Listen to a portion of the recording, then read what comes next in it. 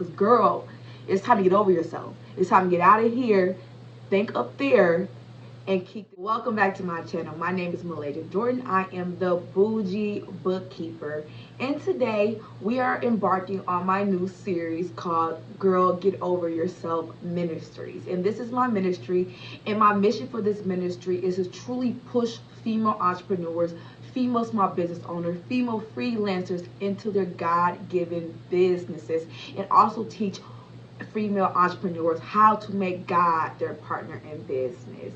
So today we're going to talk about trusting yourself and trusting God. Let's hop right into the video. I have to be transparent. This is currently something that I'm dealing with. This is currently something that I'm battling with. So sitting down and trying to come up with these points were kind of both easy and hard for me. I did have to go into prayer to make sure I came from a place of confidence when I'm speaking about this. And right now in my life, I'm in the kind of sort of still in the startup phase of this new business. I've been an entrepreneur for the last 5 years of my life. I opened my first business 5 years ago, and if you know that failed, you can check that video out right here. And ever since then, I've been trying to get back into the entrepreneur field. I got back in 2021, November 2021. I opened my business, this bookkeeping business. It was originally called the Bookworthy Bookkeeping, but I changed it to the Bougie Bookkeeper. So in that failure of my first business, it really left some marks in me.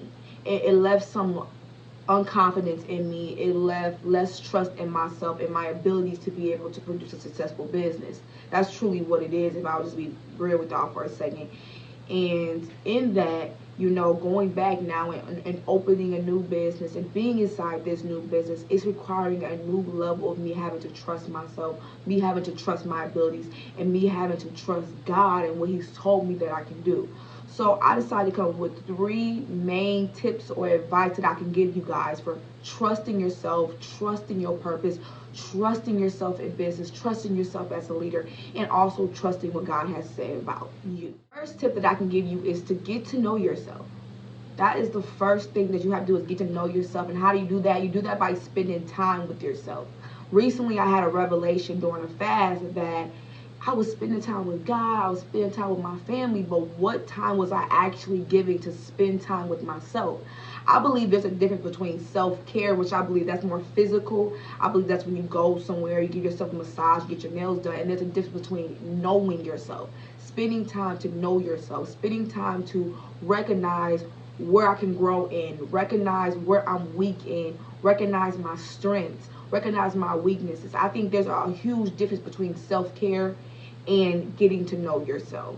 So in this portion of my life, I'm really focusing on getting to know myself. And I would advise any woman who is trying to build trust within themselves and build trust within God to get to know yourself. Dig into your past. What in your past that may be affecting your present? A lot of the times we don't sit there and think that our personal is affecting our business when it is.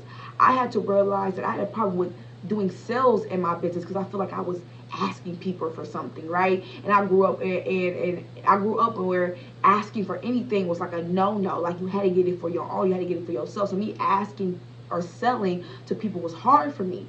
But then once I realized and I dig deeper inside myself, I realized that I had an issue from my past that was affecting my business. Sometimes we all hear that saying, don't mix personal with business. It's not personal, it's business. It is. Deep down, your personal is going to affect your business in some way, especially if it's not healed. So get to know yourself is definitely digging into your past and seeing how it's affecting your present and how it's affecting the way that you conduct business. Another way to get to know yourself is identify the thoughts and the feelings that are damaging you. So a lot of the times we have things in our subconscious that we just always taught ourselves to do, and sometimes they're so damaging, and sometimes they're holding us back from being able to trust ourselves because it's just what we automatically automated ourselves to do. And it's so important to, when those damaging thoughts that come in and say, hey, I don't think I can do this, when anxiety sets in, when all those things start playing you, it's time for you to take a step back and really look into it and dig into it and see where these feelings coming from. What are they rooted in? And once you can understand those feelings, then you can start giving yourself more positive feedback, and that then helps build your trust in yourself. Tip number 2, very important, very, very, very important, is learn what God says about you, right? God says that we are fearfully and wonderfully made, and that is Psalms 139:14. And another great verse that I love is, "For I know the plans I have for you, plans to prosper you, not harm you, plans to give you hope in the future." That's Jeremiah 29:11. And all these scriptures will be down in the description box for you guys, because I definitely want you to go to the word to get what I'm saying. But understanding what God says about you. God said that he made you wonderful. God said that he made you in his image. God said that he made you powerful. Blessed is her who believed in the word that was spoken to her, in the name of Jesus. So it's important to always know what God says about you. That way you can distinguish when the enemy is trying to play in your head and tell you that you don't trust yourself, and tell you that you can't trust what God has told you. You have to believe that God will prosper you. He will do abundantly and exceedingly anything that we ask for those who believe in him. So as long as you know what God says about you, what God says about his plans for you, and what God said, how he will prosper you, that's so important. And trusting the plan that God has for your life, and also just trusting God.